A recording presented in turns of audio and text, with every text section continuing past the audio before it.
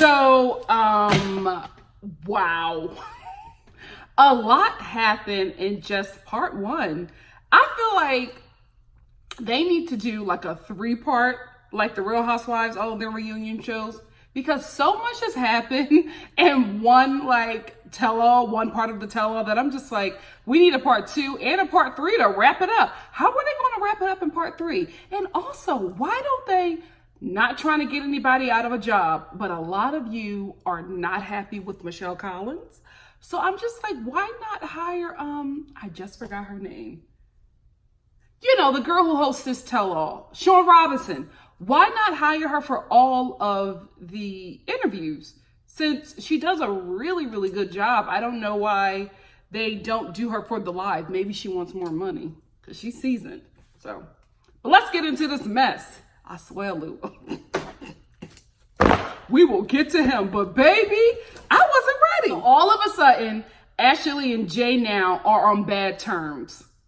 But y'all was just on Instagram boo-loving. So I'm confused. It's like they can't keep up with the lies, because what's happening is this show was filmed like right before Christmas, I believe, like right around that time. So this reunion show was still being filmed while the season was still going on. So I feel like Ashley and Jay were trying to keep up with the storyline on this reunion, but they're not keeping up with the storyline on Instagram. They're just living their best lives on Instagram, but not realizing that we're seeing their relationship transpire. So they're picking up where their relationship left off on the show, but they're posting something completely different on social media, which is why I think that during this show, the cast needs to sign off their social media to the show, because their social media ruins a lot of the show for the viewers, because I'm finding out stuff that already happened in your season before I even watch it. So I know it's coming. It's not really interesting anymore. And I feel like everybody's acting and giving me a show. But that's not why we tune in for this one, because a lot of us believe that this is the real deal. But it's starting to give us Love and Hip Hop vibes. Jonathan and Fernanda.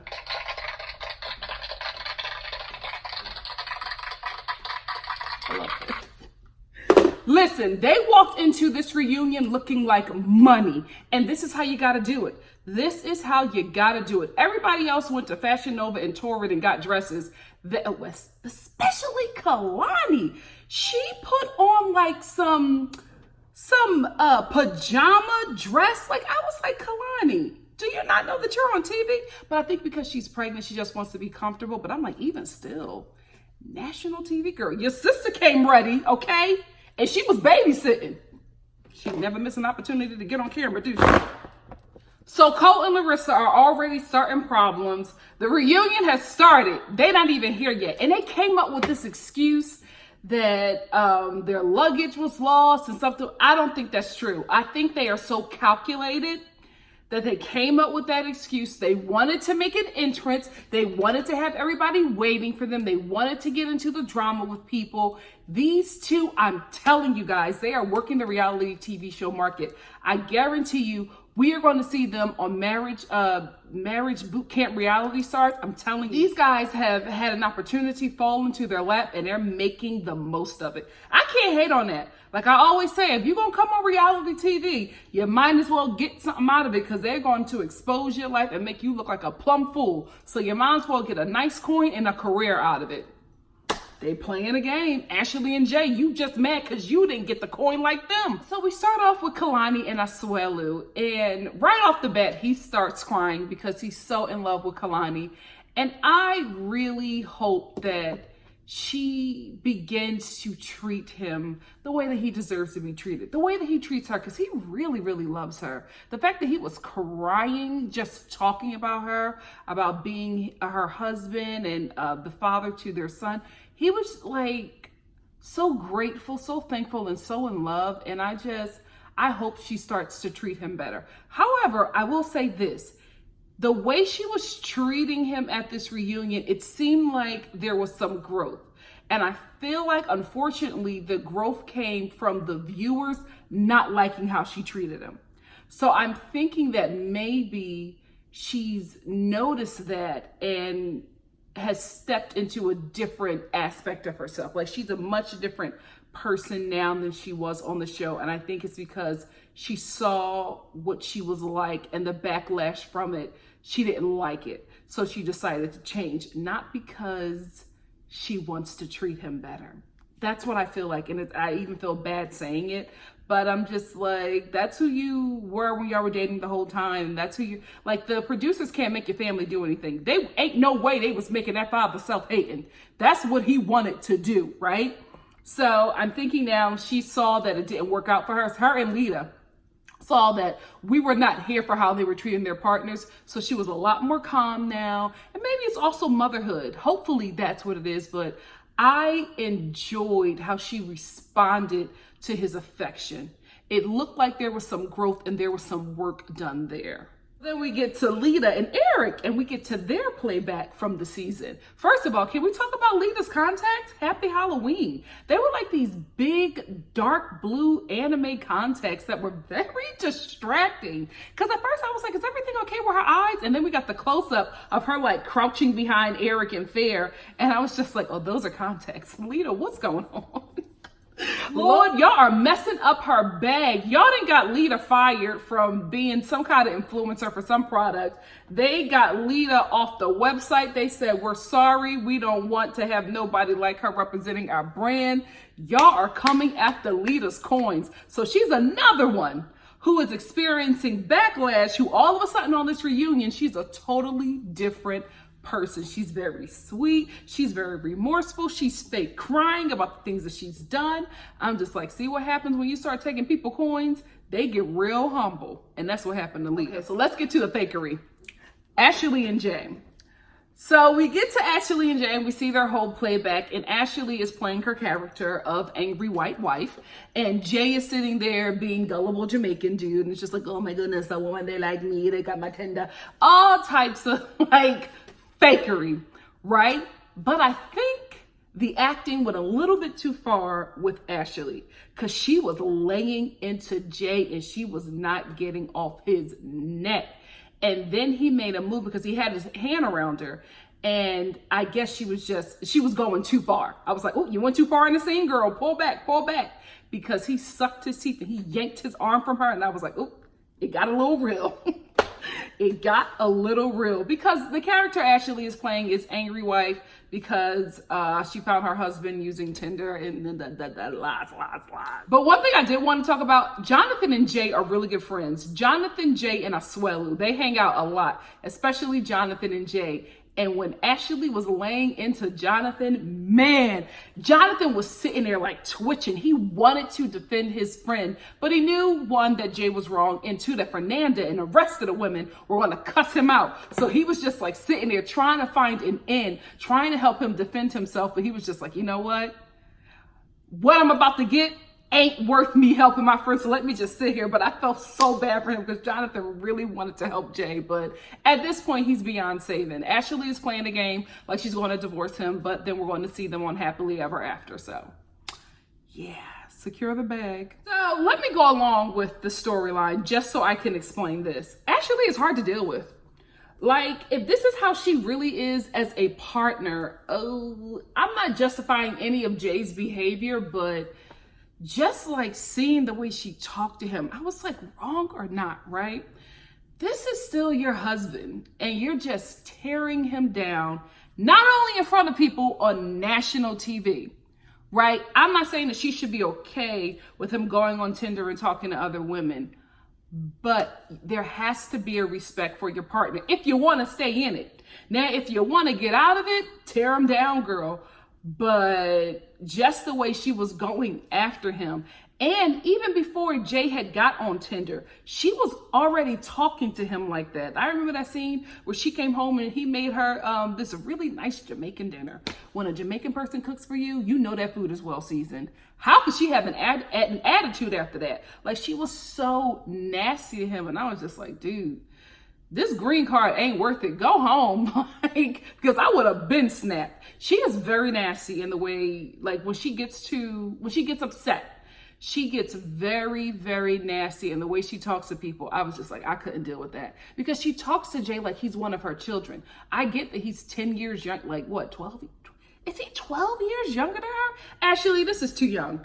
This is too young to even make sense. Like, there's nothing that you have in common. You are a 32-year-old mother of, what, 2 kids. You have nothing in common with the 20-year-old guy. Nothing. So that's one thing. And that ain't worth it, girl. You got kids. You got people to take care of. Like, this is, it's destined to not work, but I don't believe them. So I'm just like, this will probably work out for the sake of the show. But already this relationship was on shaky ground. Is she 32 dating somebody that's 20? Even 28. To have you're 28, you got a 20-year-old partner. The world is so different for you. Yeah, Ashley. So now we get to Steven and Olga. Y'all know how I feel about this couple. I'm just praying for Olga. I really want her to get to safety. I feel like her and her baby are safe in Russia, but Steven is getting them over here to America. So girl, are they going to be on happily ever after? I don't want to see it. This relationship is very hard to watch because I believe it. I believe it. Oh, and can we talk about baby Richie? That baby is so gorgeous. Those cheeks and those little lips. Oh, he's so cute. It's a shame his dad is crazy. Because even when Sean is talking to Steven, even when we see the flashback, everybody else, when they do the playback of their terrible scenes from the season, everybody else is like uncomfortable and crouching and, you know, just embarrassed. Steven is sitting there watching it, just diabolical. Watching it, not fazed by it at all. Just watching like, yeah, I drove her crazy. I snapped. Okay. And then when the rest of the cast tries to talk to him, he's like, no, it's called respect. I'm like, you watched that whole season and you didn't see anything wrong with it? And then Sean Robinson gives him the opportunity to apologize and he's like, no. I'm just like, oh, you still abusive. You still crazy. Like, thank you for doing what you're supposed to do to take care of your child, for going to get the visas, for working up enough money so you can sponsor the both of them. But I'm just even more afraid for Olga because you're putting out money now, which I also think is the show, because I think they're on happily ever after. I think the show is probably putting out this money, but putting out money to bring her over here, that's something else that she's going to have to deal with. And I just don't want him berating her over here, especially because she will really have no one. You know what I mean? I hope they move close to Fernanda so that Olga can have some kind of ally in this. I feel so sorry for that girl. And even when the cast was trying to talk some sense into Steven, Olga put her head down. She kept her eyes down and she would look up really meek. And I'm like, this is abuse. Like, why isn't nobody calling this out? He treated her terribly on the season. He's doing the same thing at the reunion and nobody's saying anything. Like, even Asuelu, all he did was a laugh. And then crazy Steven showed up and did the eyebrows like, yeah, it was so funny. Like, what are you angry at? Just, I don't know. Like, he has the potential to be a good kid. He really, a good man. He has the potential, but he's not there yet. And I can't stomach his scenes with Olga because it's just really hard to watch the way he treats her. It's so unnecessary. It's literally abuse and it's not being called out. So Kalani, this whole time I had no idea what her name was. Kalani makes an appearance. Of course she did. Acting like she's there to babysit and it's full on like outfit. I'm like, girl, you've been camera ready. She was never going to miss an opportunity that she brings out the baby. But this is the first time I will say this, I think, ever. Because if they're on happily ever after, I think I won't like them again anyway. But like them on the show, not as people. You know what I mean? I'm trying to do better in 2019. But I will say this. And I said this before in my earlier reviews, like, I like this show. A little bit of the production bothers me. Here is why. Kalani says that her issue with Asuelu is the fact that she was essentially caring for Kalani and their child and the baby. She said that Asuelu didn't send anything back. No support, no nothing. So he literally became a hands-on dad when he came over to America. So that was her issue. It was never mentioned on the show. Like, that would have been very helpful in understanding why this family did not like Asuelu. He's never supported the child in any kind of way. That is why the father has an issue. I understand it now. The father didn't say that. He said he don't like him because he's Samoan. He don't like himself. He don't like his people. So automatically, we're just like, oh, hell to no, we don't want to deal with racists. So it's, or self-hating Samoan people. I never say it to the father's face, okay? He's like 9 feet. Anyway, that would have been very helpful to know so that I could have a different perspective of Kalani and of, Kilani, whatever, Lonnie's family. But I didn't have that. So I'm finding out on the tell-all that Asuelu didn't help in any way. They weren't even asking for money. It was just like, send Pampers. You know what I mean? Like, but also, the way they were talking about Asuelu is that he was destitute, that he lived in a village and, he didn't have any money to really send back. So it's like, why are you upset at him for not sending money if he did not have it? It seems like all of the money that Asuelu had, he was protecting, he was taking care of his parents who are jobless. So it's just a lot of the story that we missed out on that I would have liked to have known as a viewer so I can make a conscious decision on how I feel about these people. Because I'm just like, oh, well, Kalani, I didn't like you for an entire season, but I probably would have been on your side had I known. So don't leave stuff out next season, because you end up feeling like a bad person when you find out what's really going on at the tell-all or on their Instagrams. So I'm going to spend just a bit of my time on Erik and Lida, because I feel like the next part of this, the part 2, is when we really going to go on about this family, because that's when Natasha is going to come in. But I did want to say that Lida is obviously regretful. And I think she's only regretful because she's losing stuff and the public or the viewers don't really like her. She's experiencing a lot of backlash, right? But the crying, it's so put on, it's so manipulative. Like, we, the viewers, already know who you are. So you can't come back and try to do all this and, talk down on yourself and be like, how could I do this? What I did was wrong and blah, blah. It's like a little too late. Like, none of us believe it. Not even the cast. Like, everybody, like, Lida was doing all this crying and everybody was still going to Erik, like, how could you let her talk about your child like that? Like, why would you even do that? As a mother, I would never, they were laying into Lida and she was sitting here doing all this crying and I'm like, honey, it's a little bit too late. We already see the card. We've already seen your cards. Like, you can't even come back and try to redeem yourself at this point. She is so far out there. I don't know if she can come back. I really don't, but she's going to be on Happily Ever After. This couple ain't never going to miss an opportunity to make another coin. I ain't hating, I'm just reporting. Now let's get to Colt and Larissa. I had no idea that the entire cast, even down to Asuelu, does not like them.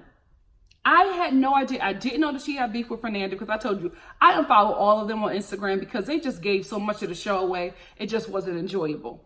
Let's talk about the Larissa, Fernanda, and Jonathan beef. First of all, Colt in a car talking about he's going to address Jonathan and, step to him. No, you're not, Colt. Now, don't let Larissa cap your head up, because ain't no way you step into Jonathan. Let's just tell the truth and shame the devil. Fernanda, dead wrong. Fernanda was wrong. What she said to Larissa, like Larissa said, should have been in a message. Larissa got arrested because some mess that Colt was doing, storyline. Anyway, so she gets arrested and to make light of the situation for her. On her page, she posed in front of a police car or something like that with her butt out. Larissa loves her butt, okay? So Fernanda comments under the picture and it's just like, you shouldn't do this. A lot of people were really concerned for you. So they just start going back and forth. My problem here is with Fernanda.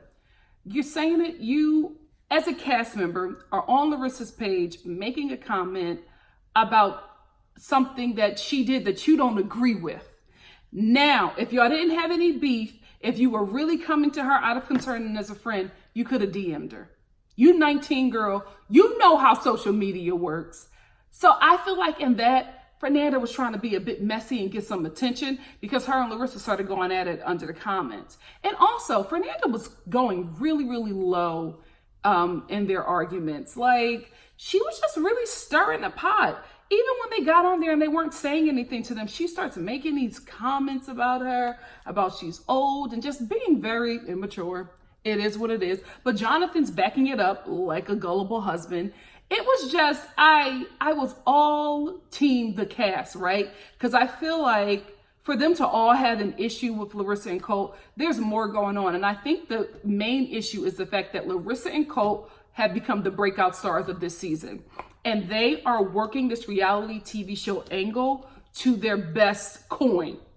And the rest of the cast is mad because they're not getting the same opportunities that they are. But you can't be mad at them because they know how to play the game. Don't hate the player, hate the game, okay? Get mad at production for falling for their lies or whatever. Ashley and Jay, I feel like they're just mad at Colt and Larissa because Colt and Larissa are playing it a little better, and Ashley and Jay just got sloppy. You know what I mean? So I think that is more or less the issue. I feel like Fernanda and Larissa have a real issue, right? And the men just got involved because they want to protect their women. Everybody else on the cast, especially Asuelu, like, what is going on? So Colt and Larissa arrive. Larissa, I understand. I don't agree with how she was acting. She was giving a lot of diva vibes, and I'm like, sis, calm down, because everybody's replaceable. TLC will replace you in a second if you try to be difficult. So they get there with this whole fake storyline. I don't believe that they did not have luggage and they lost it or whatever. Larissa, seriously, sis, you lost your outfits and your makeup. Don't no woman put their makeup in under the airplane. We always take our makeup and our jewelry with us. Everything comes in the bag that you can take on the flight. So don't even go there with me with that. Anyway, they arrive late. They need hair and makeup, and Larissa wants to wear a sexy dress because, you know, she dresses like the Kardashians. Listen, not a Kardashian fan, but sis, you ain't got that coin. Your arms are too short to box with the Kardashians. Sit on down. So she gets upset about not having the right kind of outfits, and she got production running around trying to get her something. So they're taking a really long time. So producers keep on coming back to Sean and letting her know on the air that they're on their way. I get that the cast being very upset because, one, they've been there all day, right? Stuff is being delayed because two very important people to this season are late and taking their time, and it just seems inconsiderate. But then I got to deal with Larissa, and I get where she's coming from. Because if I'm going to be on TV, especially in front of people who don't like me, I'm going to look the baddest I can. And I'm talking about baddest in Ebonics, okay? So she wanted to look fly from head to toe. She wanted to look sickening and sexy. And she compared herself to Fernanda. And I was just like, oh, again, your arms are too short. But I get where she was coming from, but I also understand the cast. So anyway, they get there, and Fernanda is just going in right away, just saying really mean things. Ashley is trying to jump in, and I'm like, why? Larissa has never addressed her at all. So I'm just like, you keep on trying to start some beef and say some things, and I just feel like you're just trying to get something going or trying to get in some kind of drama with the star of the season. Because it made no sense for Ashley to keep on going at Larissa, who's not even acknowledging her. Ashley's talking about, don't sit her next to me, because if she does, my ratchet, she kept on calling herself Ratchet Ashley. Where? From Mechanicsburg, Pennsylvania? Stop. But I'll smack her. And I'm like, why are you smacking Larissa? She don't even acknowledge you. So, like, what is the deal? So I feel like that beef was put on. But Larissa and Fernanda just start going at it to the point where even Sean can't control them. But then Asuelu loses it. Like, he starts like barking and smacking himself. I'm like, oh, what happened to America's sweetheart? Like, I just did not expect that. Kehlani, she didn't expect that either. She was looking very concerned, and her concern wasn't for Asuelu. Her concern was, is this dude gonna show up later in the relationship? Because that was scary. That was very scary for everybody. Then Lida started crying. Because listen, Asuelu's a big dude. And when he just started going up like nobody could control him, I was like, wait a minute. You got beef with Larissa too? And he's like, shut up. And I was like, well, what was Asuelu going to do to Larissa if she ain't shut up? I was concerned. I was very, very concerned. And Sean, I need you to address that next week because I didn't expect that. To get to a point where you're in such a rage because two women are arguing that you're smacking yourself and like, I didn't know what it was, but it was scary. It was scary. And I was just like, what just happened? I cannot believe that Larissa and Colt got this reaction from the entire cast. But guys, this is why I'm telling you, these two, their careers are taking off in reality TV. I'm telling you, get mad at the game, not at the players, because Larissa, specifically Larissa, knows what she's doing. I wouldn't be surprised if she was the one who contacted production about being on the show. She came in with a plan and she executed it perfectly.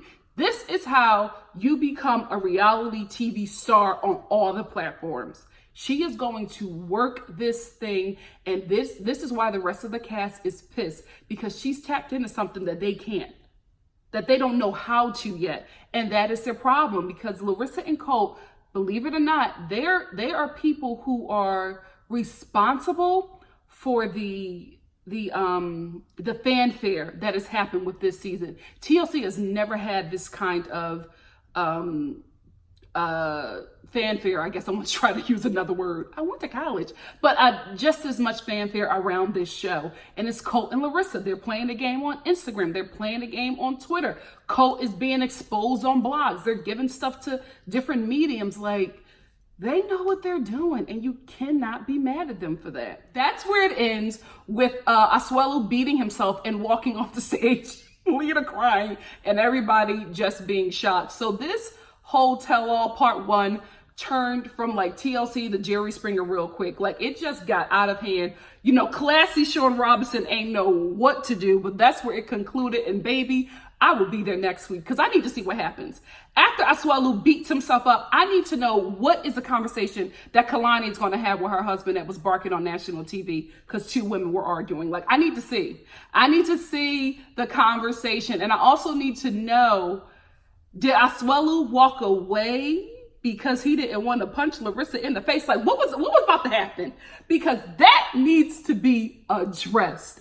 Anyway, that's it for me. And if you like what you see here, please like, comment, subscribe, and share. And I will see you next week for the following episode of, I was going to say Love After Lockup, 90 Day Fiancé. Bye, guys.